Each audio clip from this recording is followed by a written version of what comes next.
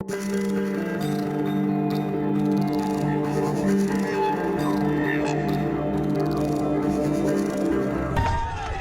fast downhill on a bicycle isn't easy, even if you are the world's best.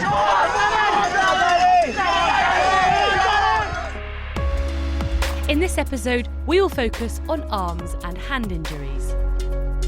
I have a broken humerus in 2010, and that's that one. 2 years ago, I started the season doing my thumb in New Zealand, came here 2 weeks later after surgery, and then mid-season I did my other thumb. So yeah, I did 2 thumbs in a season. That was kind of rare. I think hands are pretty common just because all the like, small rocks and roots and little edges on the track. So when you crash, you put your hand down to protect the rest of your body. And then if you just hook a finger or a knuckle in one of those little ledges, it just breaks.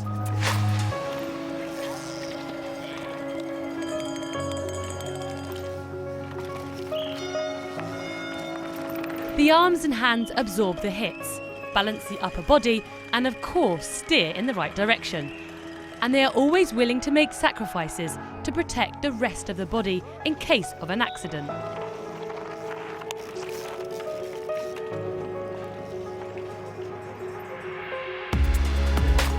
At the Red Bull Diagnostic and Training Centre, they analyse such injury cases. Most of the time, there is more than just one origin. Wrist, yeah, the wrist. Heavy impacts.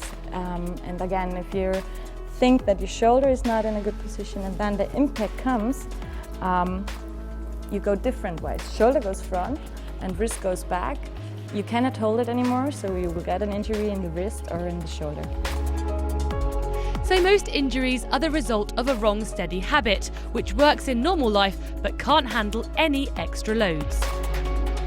If you don't have really an external hit on the elbow where you have an injury on the elbow, injuries are always just compensations about a bad position of shoulder, mostly in the upper body.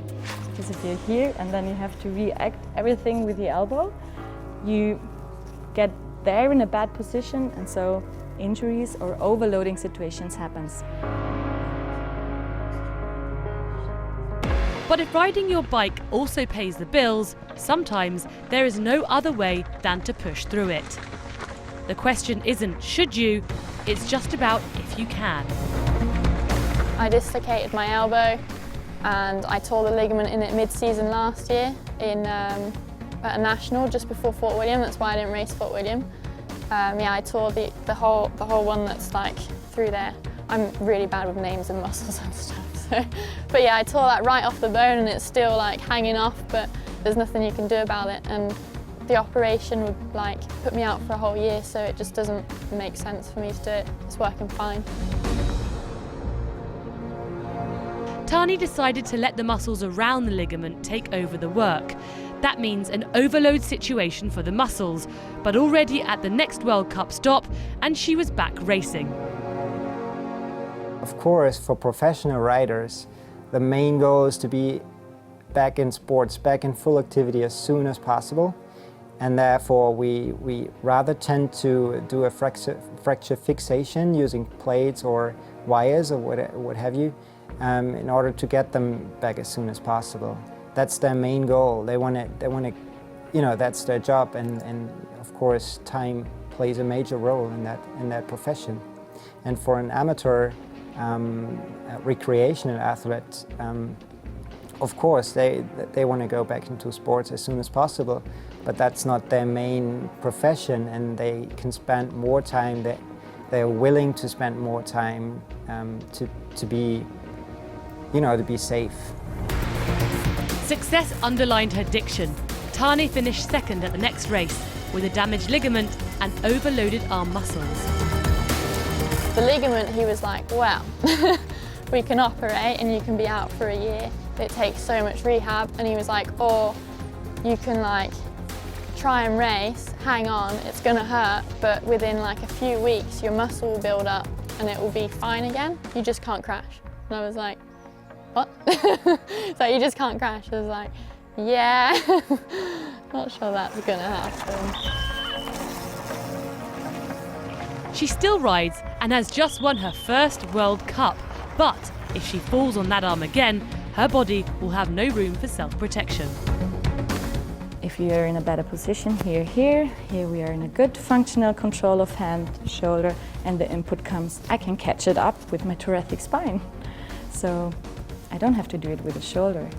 If I'm stiff here, I catch it up here or in the lumbar spine. So I saw sometimes the connections between wrist and lumbar fractures. Quite logical if you think about the movement. Then when you get input here, you're here, and there you're very stiff in the upper part, and lower you can rotate, and it's a very fast movement, and because you always compensated down there, the input goes wrist and lumbar spine, so like bam. And then you have a fracture in the lumbar spine and wrist. And everybody is like, how did you do that? Yeah.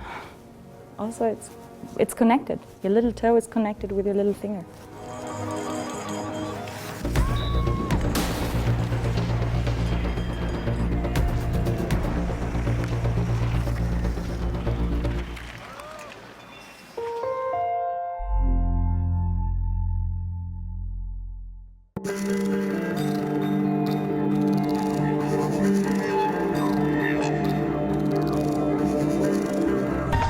Riding fast downhill on a bicycle isn't easy, even if you are the world's best.